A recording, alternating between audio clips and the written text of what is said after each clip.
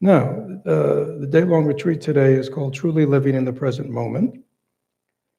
And I wonder if I wrote this or whether Betsy wrote some of it, and because it's quite wonderful. But so we were going to focus today. What we're focusing on is two inextricably connected capacities of living in the present moment. One, cultivating stillness and stability of mind that is capable of being present in calmness to whatever is manifested in the moment. Hopefully, you've already mastered that one. And secondly, bringing forth the ability with mindfulness, courage, and compassion to ride the waves of emotionality or uncomfortable sensations with greater presence, intelligence, and ease. Right? So Betsy had great expectations, not only for me, but for all of us today. But I think the words are good, and they certainly point us in the direction of what this is about. And again, I think that's important just to note, because in the last decade or two, there has been such an outpouring of the use of the word mindfulness. Maybe some of you have noticed. That it's really lost its original meaning, which really all the original propagators of mindfulness and this and that all came out of the Buddhist tradition, right? And they took this piece, a very essential piece, important piece, and created a standalone. And that then has continued to enter our society, but often it has lost its really meaning and purpose in the original context of which the Buddha taught it. So again, I think there are all kinds of therapeutic, mental health reasons, and in terms of work and all these things, where learning to be present is very beneficial. But that's sort of a more therapeutic or a more instrumental kind of use of it. Again, not denying that it is very helpful and beneficial. But the Buddha, as I say over and over again, he always says, I only teach one thing, the end of suffering. Right?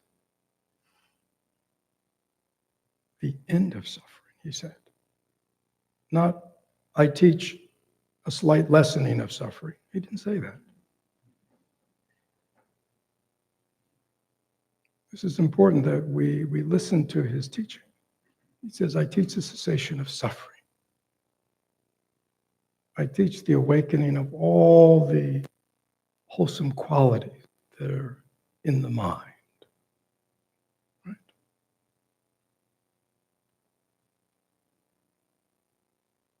I show the path he taught for 40, 50 years. I teach the path that shows the way to this awakening of the mind and all the capabilities. So this is what the Buddha taught. And this was his purpose in teaching. And in the context of that, this present moment, again, which is, on the cover of every magazine and might even, be the slogan of the year. So the Buddha said, so this is it's called the Bhaddhakarata Sutta. So sutra for how many people this is their first day long with us? Oh, okay, welcome. How's it going so far? So? How's it? Is everything clear? Not your mind. The transformation of our minds is our responsibility. And oftentimes in the beginning, one of the really downsides of meditating and mindfulness is what? We notice what's really going on in our minds. Is that clear? And oftentimes that is, we're often disappointed. How did we end up with a mind such as this? or we're disturbed, or we're agitated, or we're, all kinds of things. But if we do it just once or twice, then that can be understandable, and it could really, in a certain way, increase our suffering. Like denial is sometimes, a good strategy if we're not ready to deal with things. But if we really want to transform, if we want to really heal, then we want to know what it is that needs to be healed and what it needs to be transformed, right? And if we want a peaceful mind, a calm mind, a stable mind, a wholesome mind, a healthy mind, a happy mind, then we have to begin where we are at. And that is a great disappointment to us, because many of us, we would like to begin where we'd like to begin. Is that clear? But where we like to begin is a fantasy. What you experience today is the reality today of your mind. Is that clear? And what we want to do is learn to work with our minds as they are. Right? And to do that, we need a technology. We need a way. And that's what we're learning today. So this sutra,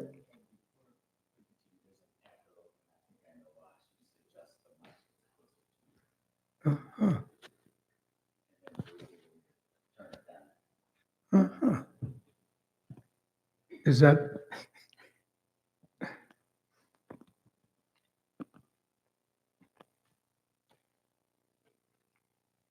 you. How's this? Is this better? No. Okay.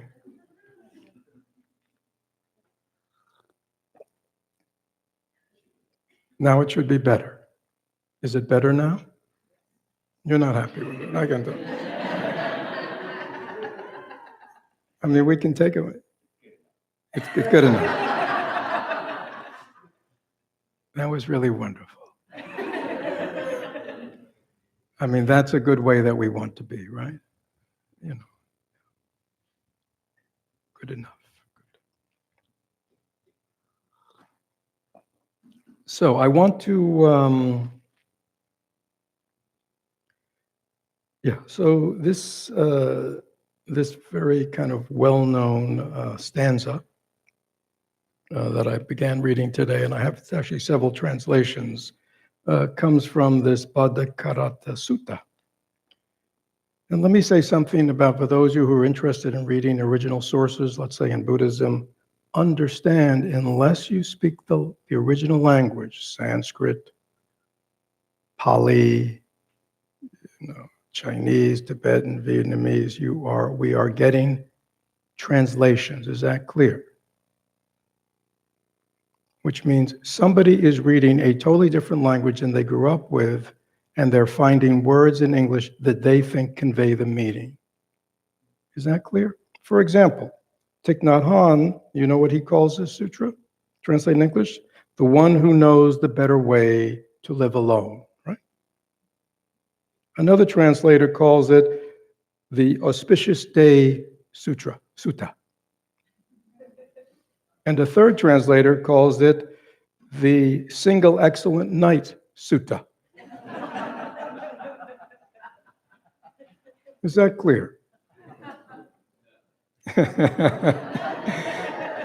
So it is important that we understand that, and again, they're all reading the same word, but they're trying to find meaning and a way to express it in our language. Some people stick very close, and some people are more inventive. Again, hopefully, everyone means well, but it's important to know that. So in this sutta, which is the Pali and Sanskrit is called sutra, these are the purported words of the Buddha. So there are many, many, many, many, many teachings in Buddhism, but when we hear the word sutra, pretty much in all cases, this is something that was heard by one of the Buddha's followers when he said it while he was alive, and they had a meeting, a council after the Buddha's passing of all his close disciples who had been with him years, if not decades, where they all shared these various teachings that they had heard the Buddha said, and they decided certain ones were called sutras, right? They gave it the official stamp, and a couple of centuries later, they were written down. In the early days, they were um, orally transmitted. And so if you ever read Buddhist sutras and you go, why do they repeat the same thing so often, right? And why are there so many enumerations? There are 3 of this, or 7 of this, or 4, That's because it is helpful if you're memorizing. Okay? So, within this broader sutta, there is this stanza before the Buddha goes into the explanation. He says to the assembled monks, first, I'm going to give you a summary of what I'm going to be teaching today. Okay?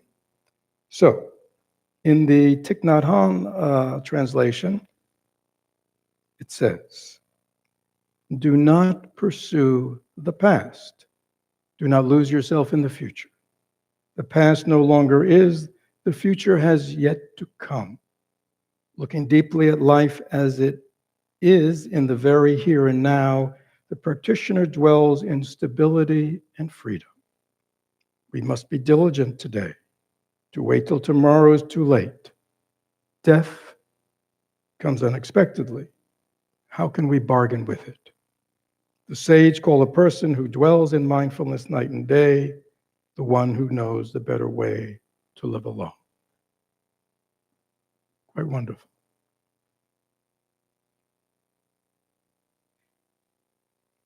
Let me just share with you a couple of others and then we'll dig into it, okay? So another translator says, translates the same words of the Buddha from the Pali. You shouldn't chase after the past or place expectations on the future. What is past is left behind. The future is as yet unreached. Whatever quality is present, you should see right there. Not taken in, unshaken. That's how you develop the heart. Ardently doing what should be done today for, who knows, tomorrow, death. There is no bargaining with mortality and his mighty horde. Whoever lives thus ardently, relentlessly, both day and night, has truly an auspicious day. So says the peaceful sage. Okay? Interesting. I mean, fundamentally the same message, but expresses it differently. And the third one, let not a person revive the past or on the future build her hopes. For the past has been left behind and the future has not been reached.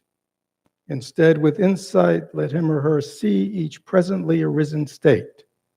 Let them know that and be sure of it, invincibly, unshakably. Total effort must be made. Tomorrow death may come. Who knows? No bargaining with mortality can keep him and his hordes away. But one who dwells thus ardently, relentlessly, by day and night, it is he or she, the peaceful sage has said, who has had a single excellent night.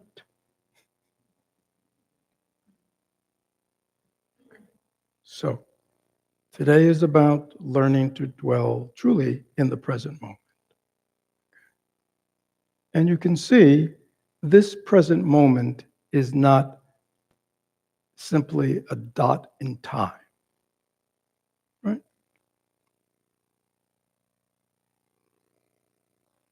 Because one can live very mindfully in the present moment and yet be up to no good in life. Is that not true? Yeah. So it's very important that we understand that mindfulness by itself is just an attribute of mind that can be used in many ways, for good and bad. So the Buddha presented this living in the present moment in a very specific way. Okay? So let us explore together what's going on here. So the first thing the Buddha says is we shouldn't pursue the past and we shouldn't pursue the future. We shouldn't chase, we shouldn't ruminate, we shouldn't do any of that. Okay? Now, there are reality-based reasons for doing it, for those of us who want to live in reality. And the reality is what? The past doesn't exist. Right? The past, I mean, the definition of past, it means it's what? It's past. So we can say anything that has passed no longer exists. It is not current reality. Is that true? The future, again, by definition, is not here. See, the past is interesting because we can kind of remember, we can see images. It is something that we have lived, right? Even though we know that memory is totally capable of distorting past. But yet there is a consensual sense, the past has been something, I've lived, right? Or maybe I've lived with other people, right? Now the future is like totally out there. The future is totally imagined, right? It has not occurred. It's a fantasy. Is that true? And yet, what? And yet, we spend a lot of time ruminating, getting lost in, worrying about, going over the past and the future. Now, again, we will see when we get into what the Buddha said, this doesn't mean, you never do it. But there's a reason the Buddha, in his instructions on living in the present moment, says to us, do not pursue the past, do not pursue the future. He's putting boundaries on us. Because he's going to tell us what is the thing we should be doing. Is that clear? He's setting parameters, right? So stop, and especially in our meditation, stop ruminating about the past. Stop. Stop worrying, anticipating, planning for the future. Stop. Especially in our meditation. We can talk about daily life after. Why? Because in Thich Nhat Hanh translation says, our job is to look deeply in life in the here and now.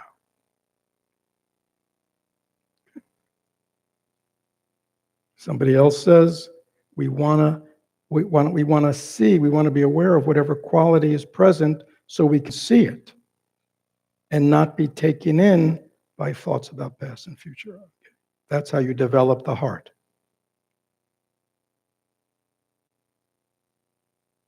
Here he says, know and be sure of the present, invincible, unshakable. Is that clear? So we're learning not to, endlessly get lost in future and past, so we can do the work which is right here. So we can look deeply into what's going on right now.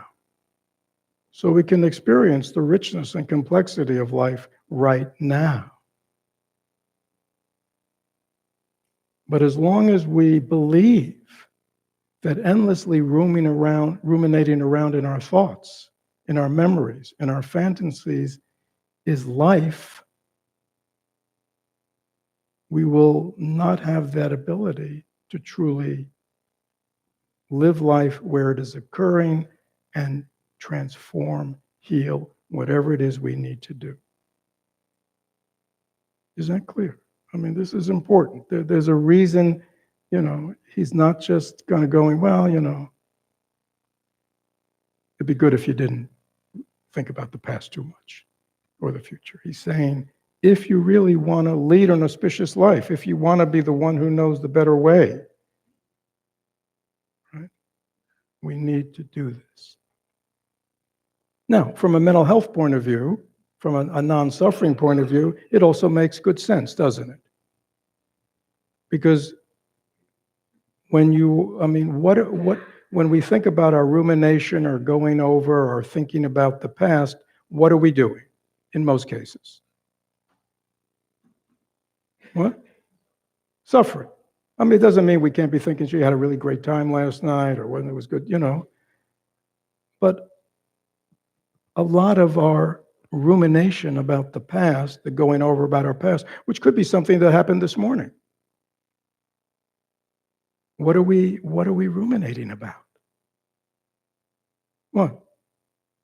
Happy things? Think about your rumination in the past. What are you going over and over again?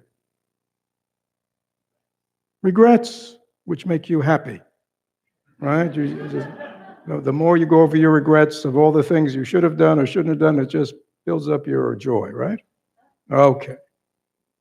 What else do we, when we're thinking about the past, what are we thinking about?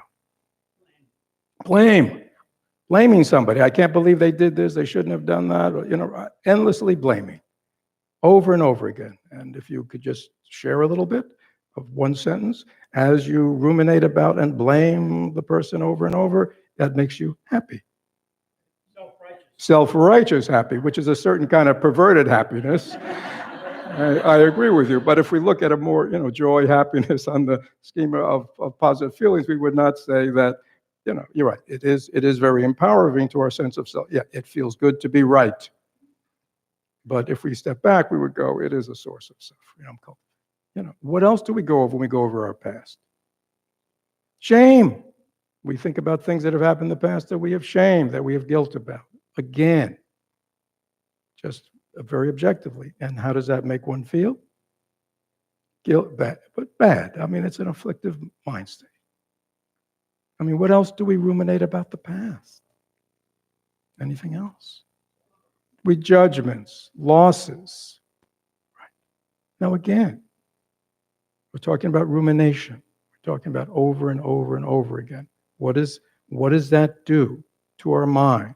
Is it a productive rumination? No.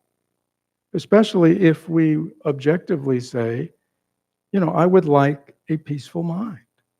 I would like a happy mind. I would like a calm mind. Does going over and ruminating about these past events stabilize and calm the mind? No. This is why the Buddha says, stop it. Again, think about your future thinking. What are you doing when you're thinking about the future? What? Planning. Okay. Planning. Worrying about, we're planning, but we're worried that we may not accomplish all our plans. Right? So often there's a lot of worry. Wants. We fantasize things we need and want and must have and need, and right, we're doing a lot of that. Desiring things in the future. Right? I mean, that could even be, desiring things just later today or something, But when you're in that state of desiring, wanting, needing, how is your mind? Peaceful? What? No. It's agitated. Worry, stress, anxiety. These are all come from future-based thinking. In the mental health world, often depression is considered primarily a problem that relates in how because people who are depressed tend to mull over the past, right? People who are anxious tend to be anxious about the future. I mean, it's an obvious thing. You can't be worried about the past.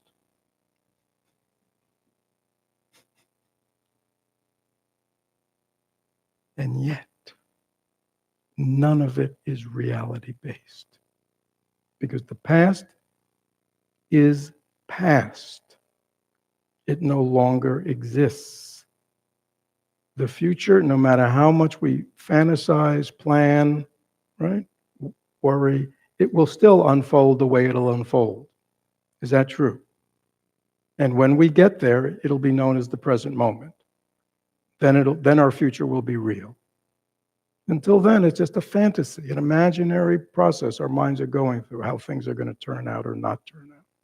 Who's going to say what? How I'm going to be? That's all just going on in our imagination. It's causing our minds to be disturbed.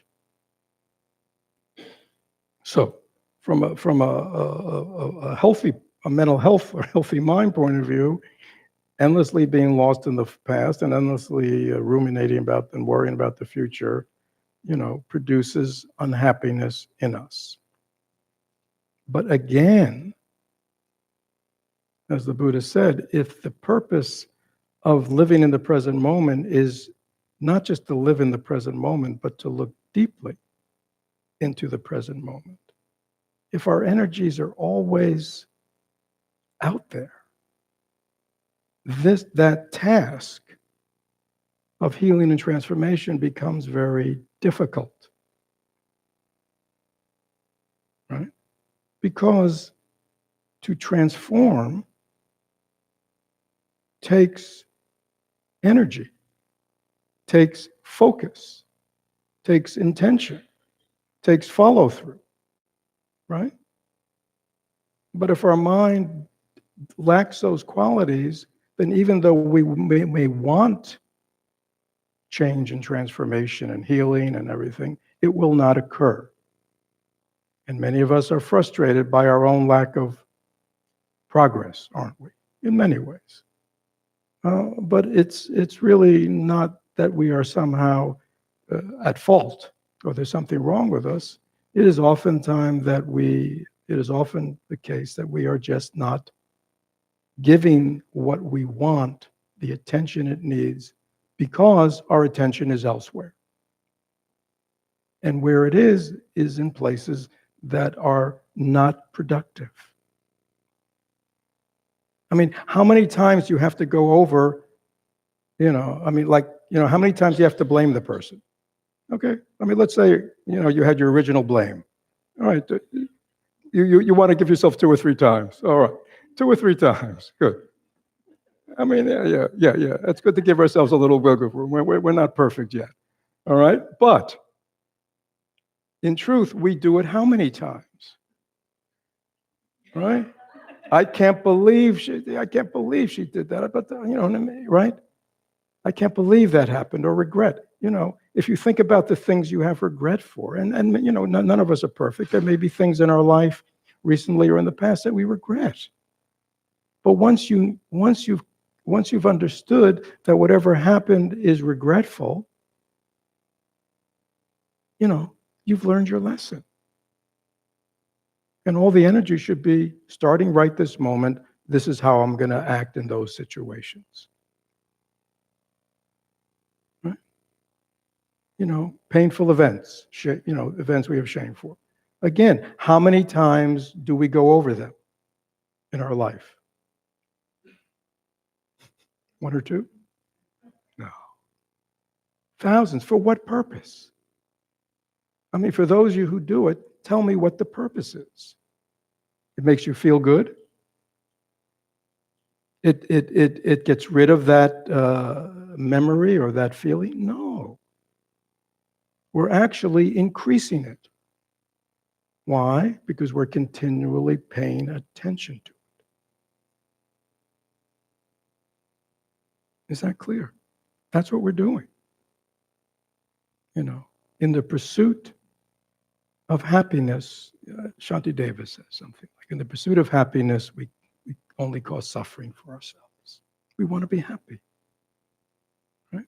We want to be free of shame. We want to be free of regret. We want to lead a good life. And yet, we just live in the past, live in the future. Now, developing this capacity of being mindful of what's arising in the present, and as Thich Nhat Hanh says, looking deeply. There's the freedom, right? Because when regret or shame or blame or all the other things arise, if we are aware that they've arisen, when we can name them, we have the capacity of what? changing. Right?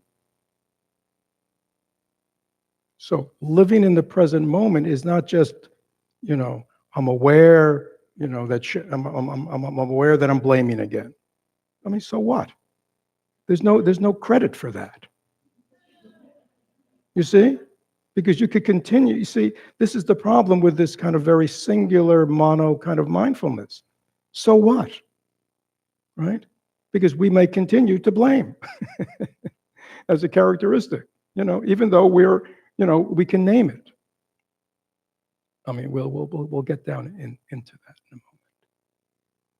So the key thing is understanding that if we do want to change, if we do want to transform, it can only occur in the present moment. I recently had somebody in solitary retreat, and people, for those of you a little older, I think wasn't there a program back in the 50s or something, kids say the darndest things. Is that right? What? Art Linkletter. What is? You're dating yourself, Richard. But adults say the darndest things.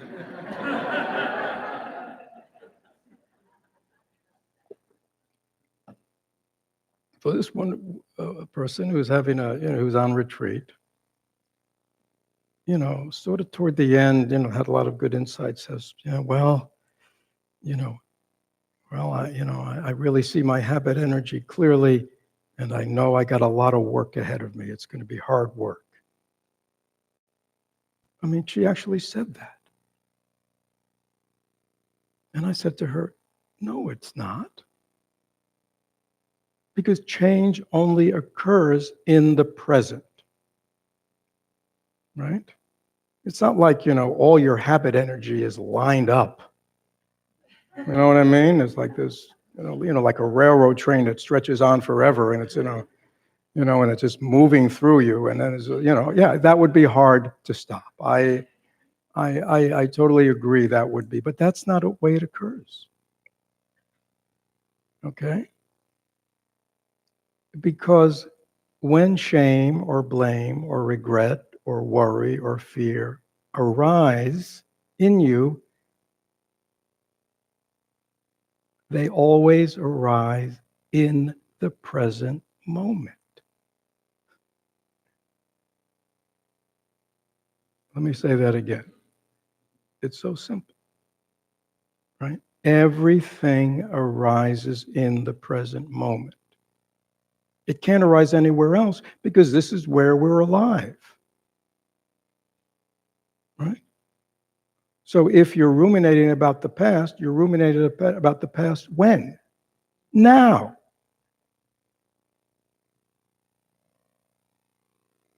I feel like I'm in first grade. I mean, and it's so profound, and yet it's so obviously simple, isn't it? I mean, you see, and yet we miss it. So let me just say it again.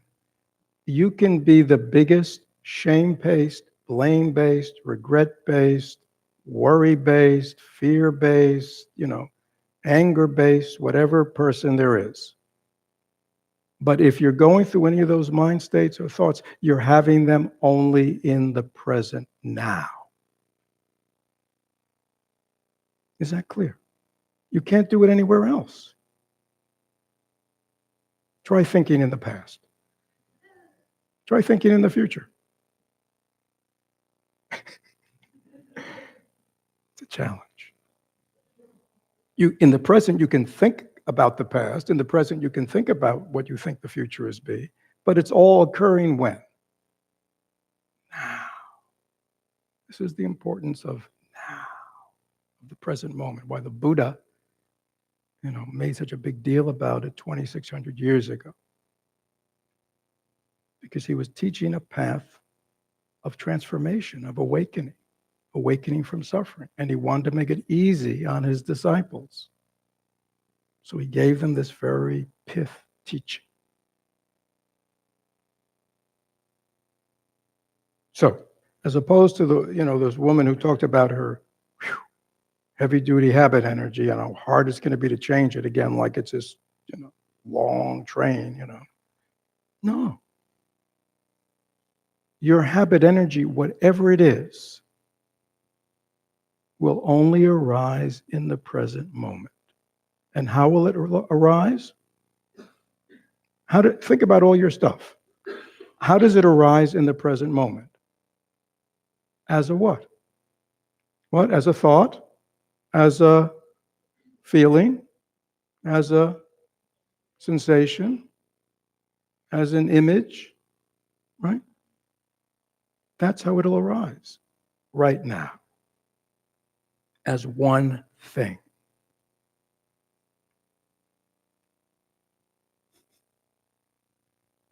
Is that clear? And if we have developed ourselves in mindfulness, again, this is our problem. We are always looking for short-term solutions in our culture. We're too busy, right? But you know, it sounds great what I'm saying, but without a certain degree of mindfulness, of insight that comes through meditation, whatever, we won't be able to do it, you see. Because there has to be at least some ability and some clarity of mind that when a thought or a feeling or a mind state is arising, we are aware of it. We have some level of self-awareness and introspection. Is that clear? So when shame or guilt or fear is arising, we can be aware and we can even name it. I am aware that shame has arisen in me. I'm aware that anger has arisen in me. I'm aware that worry has arisen in me. I'm aware that sadness has arisen. You know, the whole, and also I'm aware when happiness and joy and compassion, I mean, you know, forgive me for not, you know, I mean, that's the real emphasis, but, you know, it's this suffering stuff that gets in the way.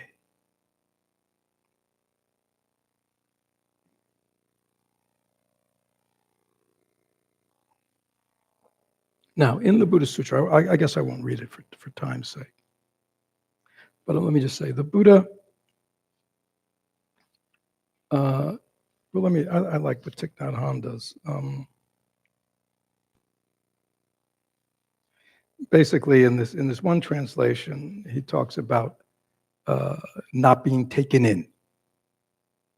That's his phrase. So when these things arise, thoughts of the past, thoughts of the future, even thoughts about the present, the practitioner is not taken in. In Thich Nhat Hanh's translation, he gives a little more depth. So when he talks about, for example, and this is now going back again, he's translating the sutta and the Buddha's words. So after this verse, and I'll read through the whole verse again, the Buddha addressed his monks and said, "What do we mean by pursuing the past?" And he says, when someone considers the way her body was in the past, the way her feelings were in the past, the way her perceptions were in the past, the way her mental formations were in the past, the way her consciousness was in the past, when she considers these things and her mind is burdened and attached to these things which belong to the past, then the person is pursuing the past. Is that clear? All right. So the Buddha isn't saying, "Oh, never let a thought from the past arise," right? That's impossible. Okay. But he's saying when they arise, right, if you allow your mind to be attached or burdened, that's what it means by pursuing the path. You see, there's an active quality. This is very important to understand, right? For those of you who've been practicing for decades and those of you who are here the first time, did you notice that thoughts come on their own fairly nonstop? Did you notice that? Right? So everybody who can think that they have some kind of unique mind, realize we all have the same thing, okay? Right? Everybody agree? Thoughts come and go, okay? Do you choose all the thoughts that come and go? No. Your mind, and that's another whole, how the mind operates. We won't get into that today. But thoughts come and go, right? Good thoughts, bad thoughts, happy thoughts, sad thoughts, thoughts of the future, thoughts of the past, right? They're just arising and passing. What the Buddha says is, but you're pursuing the past when you get attached, you grab on, you embroider, and you become burdened. Now you're carrying that, right? So when you're having a thought of, what was yours? Regret, that's just a thought arising. But when you attach to it and you hold on to it and you bring up a lot of other stuff, then you become burdened. A burden means what? Heavy, weighed down. And that's our experience for many of us, Stress, anxiety, sadness, fear, anger. These states weigh us down. Shame, guilt, blame. We get heavy. When we're heavy, when we're burdened, we're not light. When we're not light, we're not happy. Right? Anybody ever been happy? Everybody in here been happy? How do you feel? Heavy or light? Light. You see, you don't have to work on it. You feel light. I mean, when you're involved with acts of kindness and goodness and service and all that good stuff, compassion, and how do you feel? Light. Right? Okay. Lightness. Okay. We're not burdened. So this is very important. So the Buddha, that's what he says for each one of these.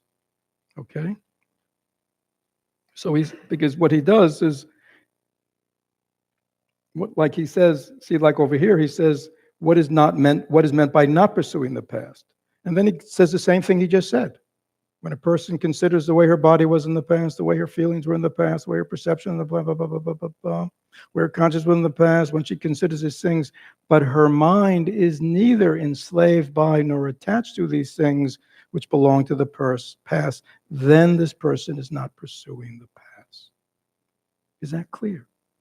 This is very important because people kind of overthink this and think, oh, the Buddha teaches, oh, never think about the past. No, sometimes we can think about the past, right? For a moment or two, if it's meaningful. But he's talking about it in a way. And then he goes the same thing for the future. What does it mean by not losing oneself in the future? And then the Buddha says, and I'm just skipping I'm just going to the second part. When someone considers the way his body will be in the future, the way his feelings will be in the future, the way his perceptions will be in the future, the way his mental formations will be in the future, the way his consciousness will be in the future, when he considers these things, but his mind is not burdened by or daydreaming about these things which belong to the future, then he is not losing himself in the future. Is that clear? I mean, it's a very important distinction. It's not as if we're corralling our mind. You're never going to have a future thought. You're never going to have a past thought. No, it's giving some wiggle room. It's like we gave Richard, three blames. We don't want to tie him too tight. But there's got to be acknowledgement. Once we cross that line, we are wandering into not only what is no longer helpful, but is actually causing us suffering. Any questions about this before we talk a little more about the present moment and what to do? Yes. Oh, just for the recording, and people with the hearing devices.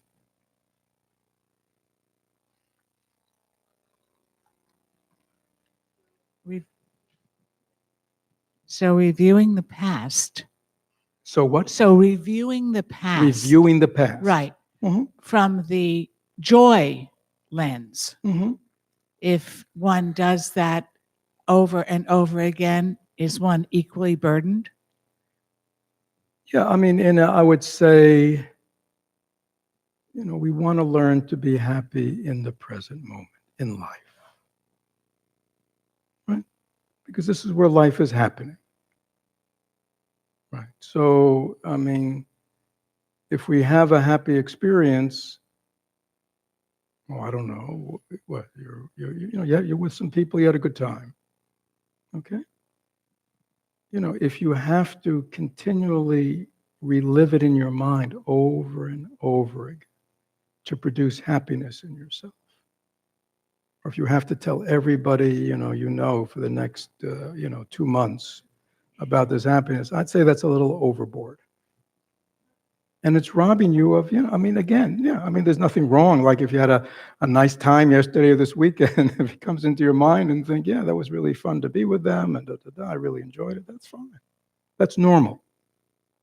This is important to see, when it's like anything else, right? Take grief, right? Is grief normal? Yes. Does grief have a lot of similarity with depression? Yes. But when somebody has those symptoms when they're grieving, we say that's what? Normal. Right? But when we're having those, when we're having them all by themselves, then we'd say that's passing. That's not normal anymore. We call then the same symptoms depression. Okay? So again, I think we want to create our life in the present. Right? If we want happiness in our life, we want to not have to keep mining the past. We want to be able to create happiness in the present for ourselves by doing things, thinking things, and talking in a way that creates positive feelings for ourselves. Is that clear? It's not going to. How else is it going to come? Now, somebody might say, "Well,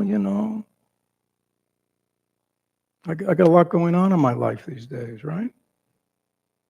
Is that true? How could I possibly be happy? Well, what could we do? Could we notice the sun is still shining? That the sky is still blue? That the flowers are beautiful? Is that not real too? Right? We always, Thich Nhat Hanh, he said, we always have the capacity of being happy in the present moment. That's the North Star here, right? Can I learn that I can generate happiness, well-being within myself, no matter what's going on around me? Which doesn't deny that, all kinds of things could be going on. Right? Is that clear? There is a lot of pain and suffering in this life, disappointment. That's just life, isn't there? But our challenge is, how can I remain stable, calm, clear, with a state of well-being no matter what's going on? Because I can generate that within myself. But if we're not careful, our mind, because of our lack of training, past and future, we can go to it and we can get stuck there, right? That's the problem. We get stuck there. Now, obviously, getting stuck in unhappy memories of the past is more painful than getting stuck on happy memories of the past. But again, if you ask me, ideally, yeah, we want to learn to kind of live life, create a good life for ourselves in the present. If we're having to always go to the past to create some sort of happiness or joy for myself or meaning, then one would have to acknowledge what? Something's off in my life, isn't it? Yeah, something's off in my life. And luckily, all these teachings and methodologies are ways for us to learn that we can generate happiness and well-being in the present moment, no matter what's going on. Is that true? We know that's true. We know there are accounts of people in concentration camps and death camps. What could be more miserable? that were able to generate love and compassion for the people around them. And therefore, what? They didn't suffer so much like everybody else. I mean, and those are, most extreme situations. Is that clear? What the practice does, it empowers us that we are not the slaves of our past conditioning, and we're not the slaves of what's going on around us. Any other questions about what's been said so far? I mean, is everything clear? I mean, not clear, you know what I mean? But it makes sense to you. At least intellectually you understand what's being taught. Yeah, hold on, they want to. It's the mic.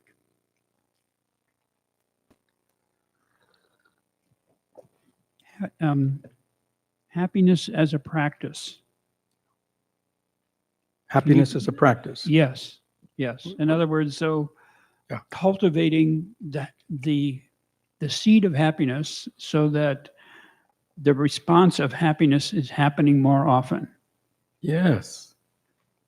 That's what this practice is about. In Buddhism, we talk about, and you know very well from Thich Nhat Hanh, that all of us have seeds. If there's one way to look at your mind is to see. We have all these seeds. Seeds means seeds that have the potential for experience within us. And our job is to understand that and to realize that we can be conscious cultivators, right? So what we've been talking about for a lot of this morning is how unconsciously we cultivate what in Buddhism are called unwholesome seeds. Seeds that produce suffering,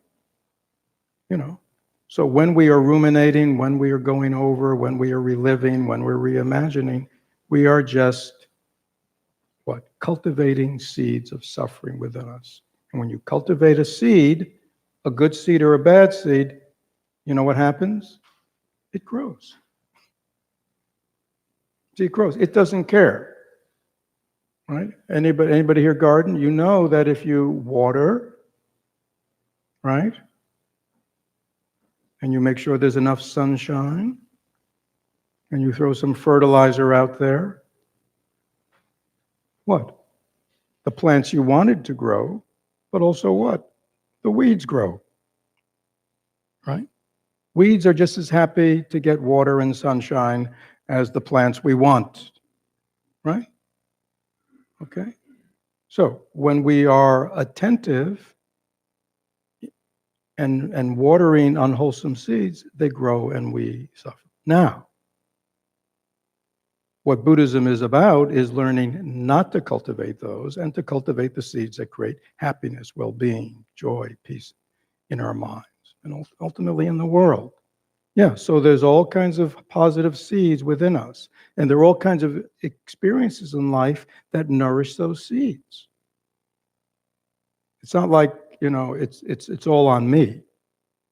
No, I mean, taking a walk, noticing the flowers, noticing the sky should make us feel good when we're present to it. I mean, we can think in a way. If we think, it's so wonderful to be here today in a room full of people, most of whom I don't know, who are all in one way or another are seeking, happiness, or thinking the end of suffering, or thinking transformation, or thinking healing. I mean, that feels good, doesn't it, to think that way? Yeah, that's the way we want to begin to think more and more. But the problem is our mind is untrained. Well, it's not really untrained. It's trained in affliction. That's the truth. The Buddha called that ignorance, right? We are well trained in how to cause suffering for ourselves and others. Is that clear? See, we don't have to work at that, do we? Notice how easy it is. I mean, it's really bizarre. I mean, it is so easy to cause ourselves and others suffering. Right? We don't have to give it a thought. Just it feels so natural. Right? Is that true? Why does it feel so natural? Because we've just done it. Okay. Now, mindfulness, self-awareness, the teachings and practices now allow us to be aware of what's going on. Buddhism, we call this cause and effect relationship, right? Oh, cultivate unwholesome seeds, get unwholesome results. Wholesome seeds, get wholesome results. It seems so obvious, doesn't it? And yet, we don't live with that awareness, unfortunately. Is that clear? Yeah. Yeah, so thank you. Again, that's very important. Yeah, again, mindfulness, works in all directions. It is a tool. And in Buddhism, it's an essential tool for this path of transformation, that we learn to end our suffering and learn how to create wellness and goodness and wholesomeness within ourselves, our relationships. Any other questions before we talk a little more about what to do in the present moment?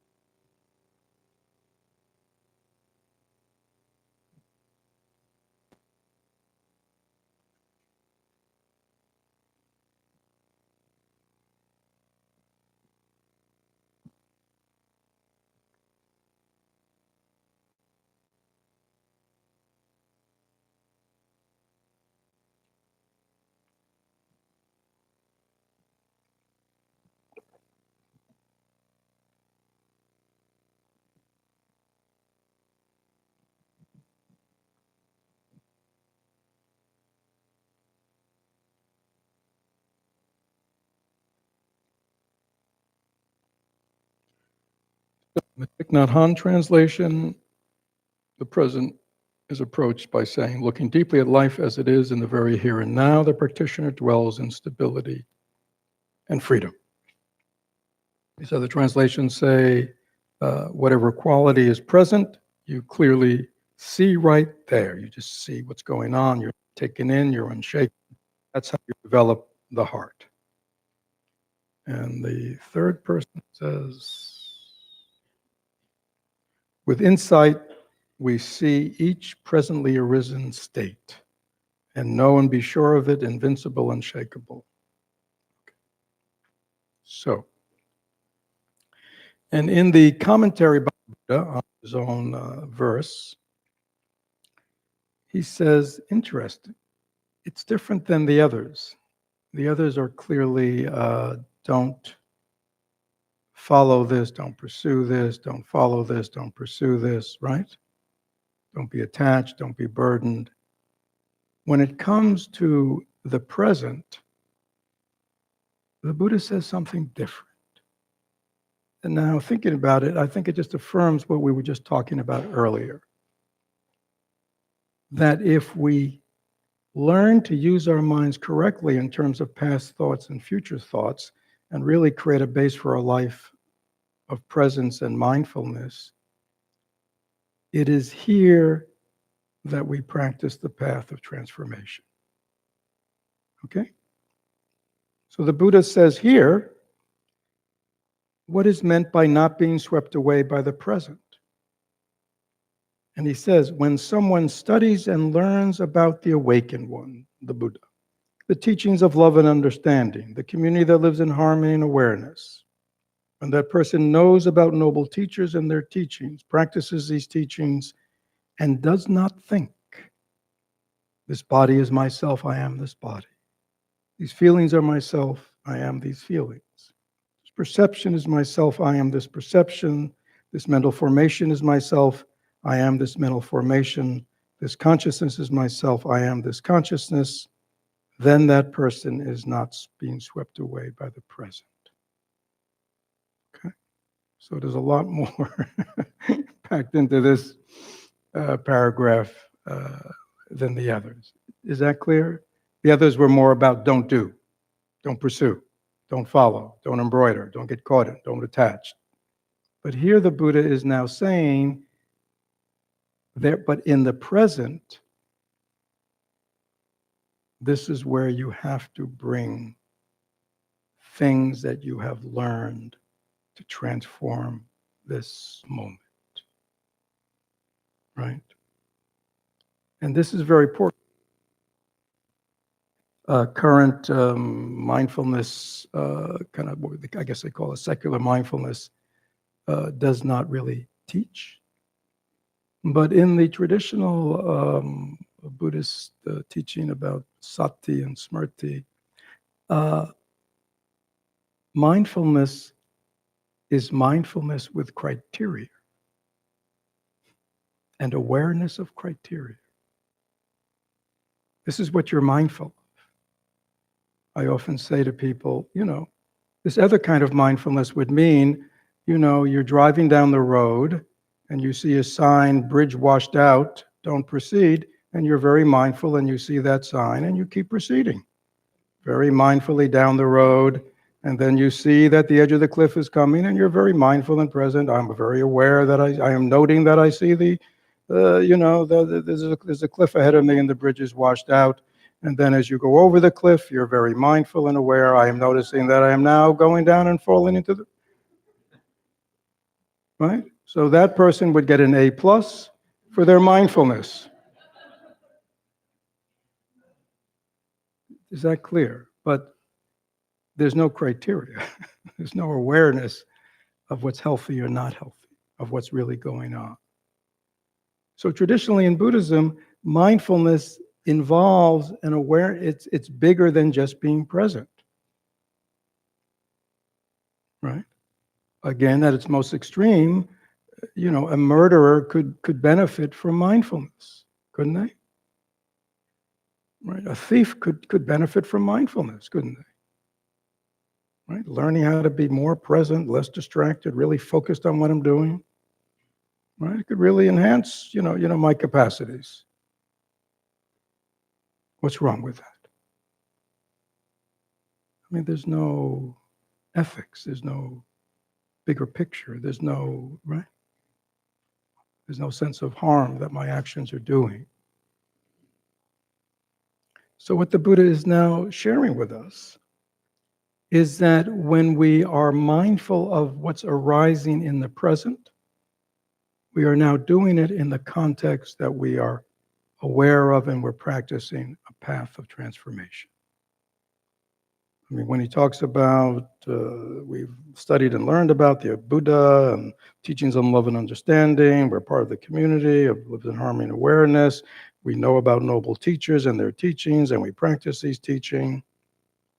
Oh, see, that's what we're mindful of when we approach this present moment. We have some context. How about that for another word? There's a context in which our life is unfolding that it's like Richard was just saying, that we are aware of wholesome and unwholesome, right? If we're just aware without any criteria for wholesome and unwholesome, we can just be, again, we could be aware that our mind is just full of unwholesome thoughts. But if there's no criteria about what unwholesome and wholesome is, and no criteria about how to go about healing and transforming and seeds and all that, it's not going to be very beneficial to us. And when he says that having done all that, the person does not think. Now we're getting a little deeper into Dharma and practice. This body is myself. The person does not think this. This body is myself, I am this body. These feelings are myself, I am these feelings. Perception is myself, I am this perception. This mental formation is myself, I am this mental formation. This consciousness is myself, I am this consciousness. Then the person is not swept away by the present. Now, what he is referring to is in what Buddhism is called the 5 skandhas, or 5 heaps or aggregates. It's really saying all the parts of what a human being is. Body and mind. Okay? So the body is obviously our physical form, and feelings and perceptions and mental formations and consciousness is all the 4 different aspects of our mind. And he's saying the person does not think that these are me. Not the one's not aware of them. Not that one is not mindful of our body, of our thoughts, of our feelings, of our sensations, of our mental formations, of our conscious awareness, but does not identify, this is me.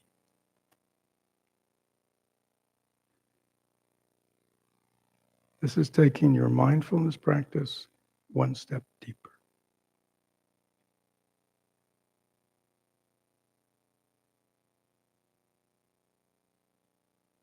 Why do we suffer? Why do we suffer? Because we think our body is me. This is who I am. I'm my body. I'm my thoughts. I'm my feelings. I'm my perceptions. I'm my past. I'm my mental formations. I'm my history. I'm my narrative. This is who I am. But this is not who we are. How can I say that? Because we can be aware of all those things. Your true self is that which is aware of all these things. That's who you really are.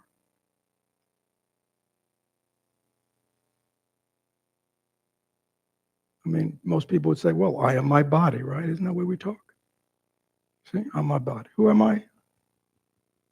Well, I'm my body, first of all. But to say that I am my body would mean that I made my body. Did anybody here make their body? No. Is anybody here in control of their body? You know, sickness, old age, and death, I don't really want to go there. I think I'll just stop my body from doing that. I mean, can anybody do that? No. You know, I mean, are we in control of our body? No. Our body has a life of its own. It's complex. It's incredible. We don't have a clue, do we? And yet we say, I am my body. And yet we have no.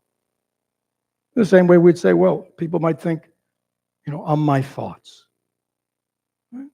So let's say a thought of regret pops up in your mind. Did you will it? Did you kind of look through the file of your mind and go, regret, come up? You didn't. Really? How about the blame? You just kind of, you know, you go through your whole file of possible reactions and you go, I choose blame right now. Is that how it operates?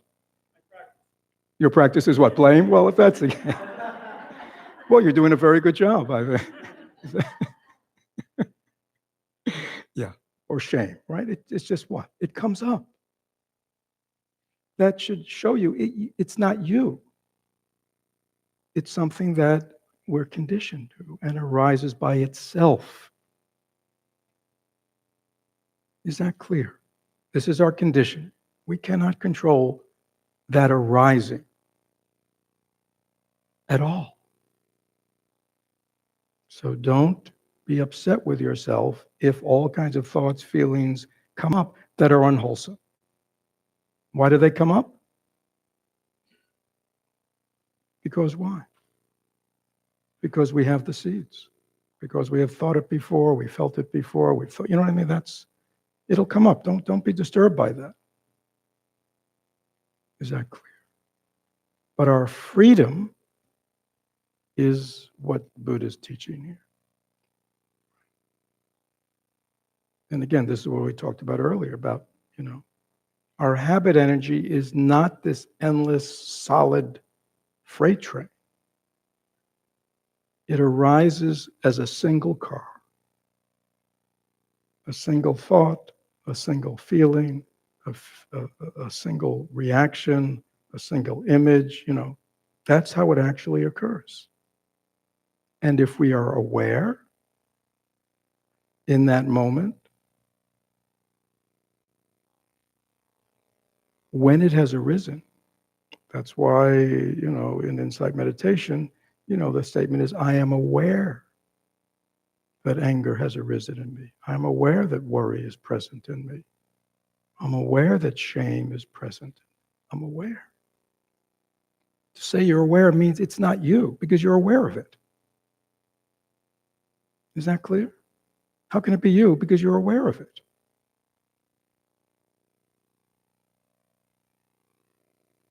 But if you don't have awareness, you're lost, right?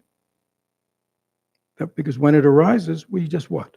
When the blame or the shame or the fear or the worry or the, et cetera arises, if we're not aware, if we're not present in the present moment with awareness, we get what? Swept away. Right? Through no fault of your own. Right? You don't have to do anything, right? We said that earlier. You don't have to do anything. Is that clear?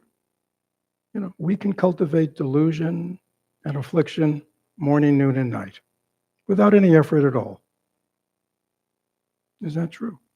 Yeah. It seems so natural. It's so easy. But if we kind of get some awareness and go, wow, this is suffering. Just causing suffering to myself, to others. I don't want to do this anymore. Well, then we need what? We need this kind of moment awareness that we can be aware of what's rising. We have criteria: unwholesome, unwanted, not necessary, painful. And we can choose in that moment, once we've developed some stability, to do something different. Change, replace, let go of, lots of possibilities.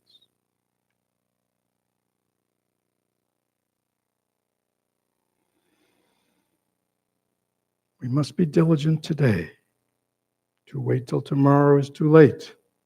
I mean, we could go on and on, right? I mean, right there it is, right? There. I mean, I've been at this for over an hour. I would imagine most people here would, more or less agree with me, right? Sounds good, doesn't it? Yeah, I'll put this on my list.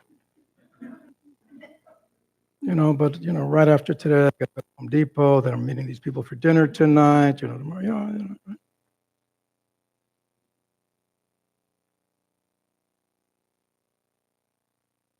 That's the way we are.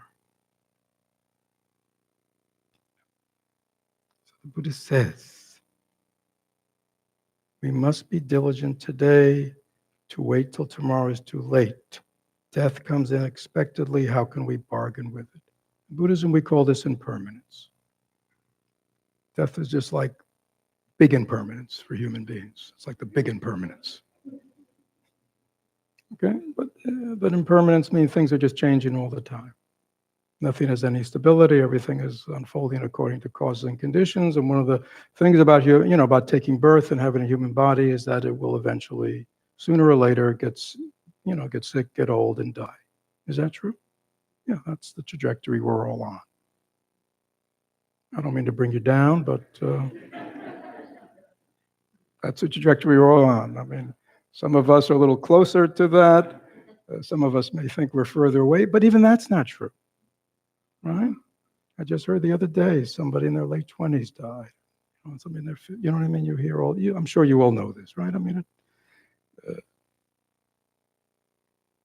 so what they're saying is we cannot wait to begin tomorrow because we do not know how our life's going to unfold, do we? No.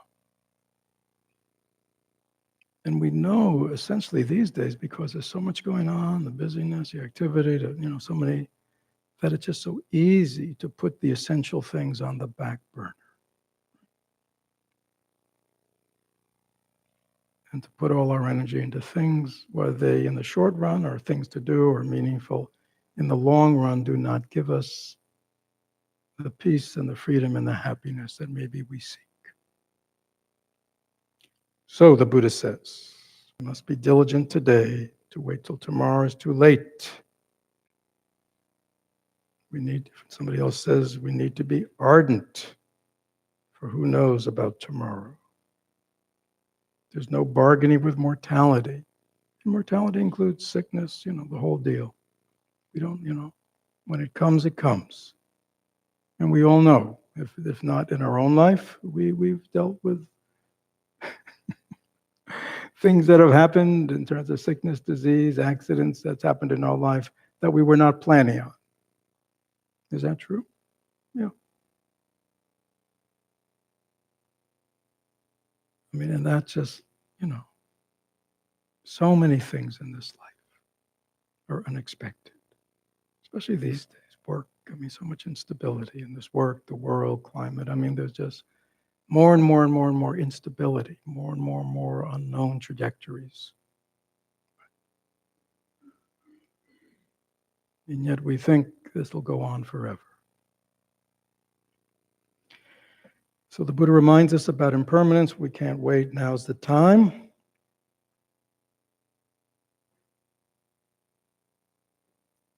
Yeah, so we have a few minutes. Questions about how to practice this. So this is not just a Buddhist sermon.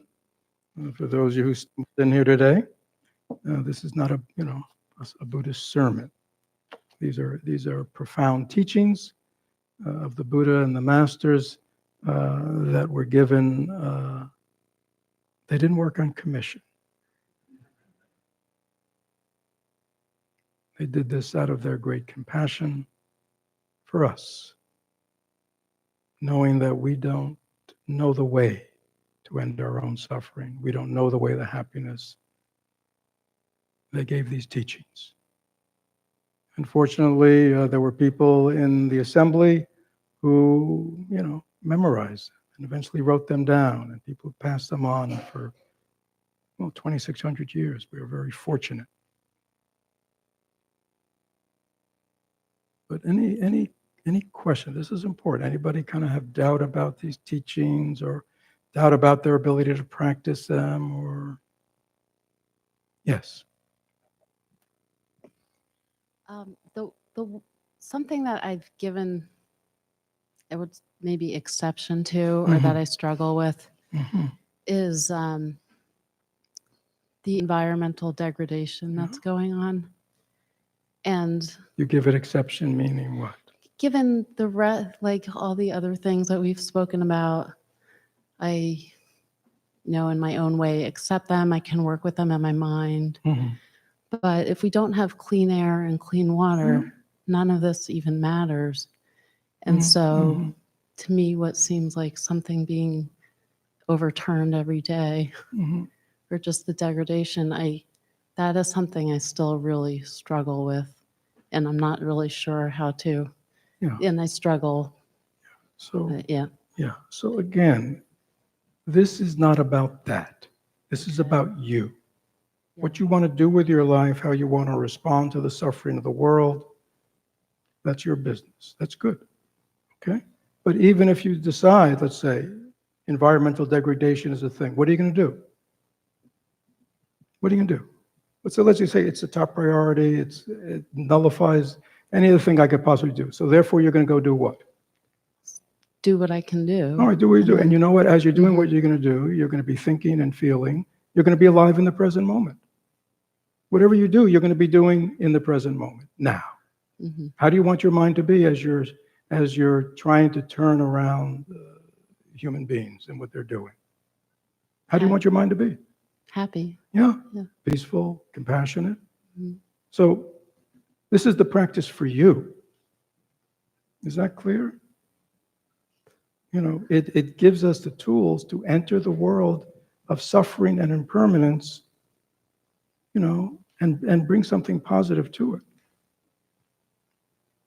It's like Thich Nhat Hanh said, you want a peaceful world? Peace begins with me. I mean, so simple. So I don't mean to be stupid about this. No, this is not So even. just do anything that I can do, and don't worry that, Don't worry what? Well, Don't worry about what?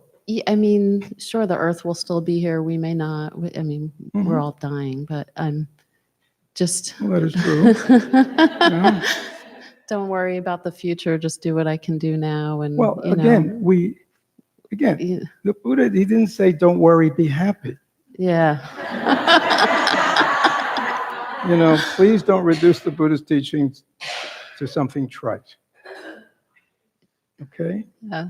He says, see the trajectory and worry yeah, this is not a good trajectory. There's all kinds of danger for lots of people and animals and plants. Okay, I get it. But don't keep worrying, right? Like he Okay. says, you can have a little worry, but then put your energy into doing something that's wholesome, that's helpful. Because if you continually get yourself in a state of fear or anger or despair, which people do, are you helping the planet? No. No. Right? Yeah. Are you making yourself a better vehicle for transforming the planet and working to help it? No. No, but I do see people who are using that anger to help motivate others and rally other things, other people to do things. I completely understand. In our world, on all sides these days, anger and hatred is dominant.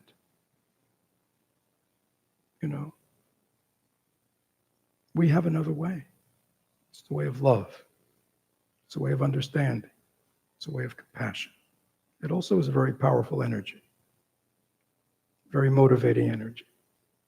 Yeah, Buddha said, anger will never cease by anger. Violence will never cease by violence. Violence will only cease by nonviolence. Anger will only cease by love. Yeah, cause and effect. Look at our world right now. Both sides, or I don't know, maybe there are more than one side, more than two sides. Everybody's angry. Where's it going to lead? Where is it leading right before our eyes? Is it making the situation better? No, it's just anger, more hatred, anger. Anger is a very dangerous emotion. Yeah, so one can, want to change the world because one loves the world. It's a different emotion. It may, you could be doing the same thing. Yeah, but unfortunately, in these days, anger, anger has anger is an energy, right? And it can be energizing. But as Richard wisely pointed out, behind a lot of anger is self-righteousness. I am right, and if I'm right, you're wrong. And that's what's going on all sides.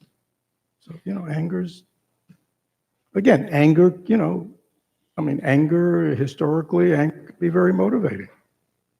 Gets you out of all terrible situations you get angry at, right? Whether you're a person, but it's, short term. But to dwell in anger is not good. Is that clear? It is. I guess that's the exception, is that I feel like I am right that we shouldn't hurt the environment. And so Yeah, I understand. you are totally right. You are totally right. But I'll go further than you. We shouldn't hurt anybody. Yes. We shouldn't hurt people. We shouldn't hurt animals. We shouldn't hurt plants. We shouldn't hurt anybody. Okay? So I'm even taking it more than you. Okay? We're in total agreement. Okay. Now what? Do I hit everybody who doesn't agree with me?